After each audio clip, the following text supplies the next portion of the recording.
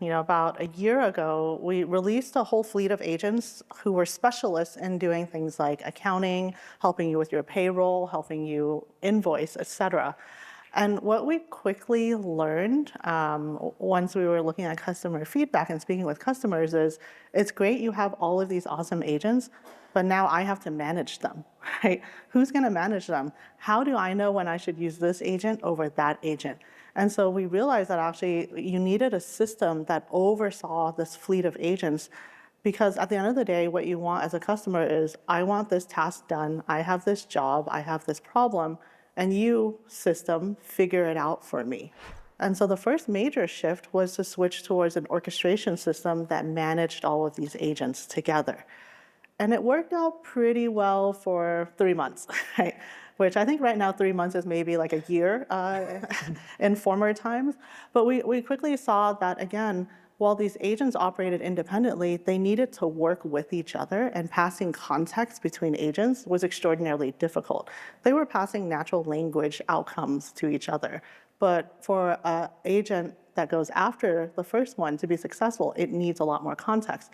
It needs to understand how the previous agent thinks, how it came to that decision.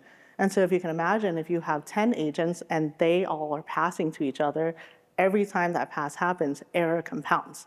And so you have the system that actually ends up being somewhat fairly error prone and ultimately falls over at taking on the task of what you originally wanted to do. So then after 3 months, we threw that away and we had to rebuild and move towards a skills and tool-based architecture, which is right now the de facto standard across almost every single agent that you see across the board. And so over the course of 3-4 months, we flipped things over twice and had to completely redo everything. Yeah, and it was an exercise in managing up as well as down. And so you can imagine, we've publicized, hey, we have these awesome agents, and now we're saying that's not enough. And so what you have to do is to prove why this needs to exist. And the best proof, at least my belief, is what are customers trying to do? And whatever system you build needs to address those problems. And so on the managing up piece and getting leadership buy-in, we quickly built a demo app of this new architecture and actually pulled in real customer queries, what are customers trying to do? And we showed definitively that it did better. You can't argue with that, right? Because at the end of the day, when you're building a product, you're building it for customers. And if it's addressing the customer problem, that is the thing that is going to win. However, on the other side, we also needed to motivate hundreds of engineers who spent a lot of time building these agents.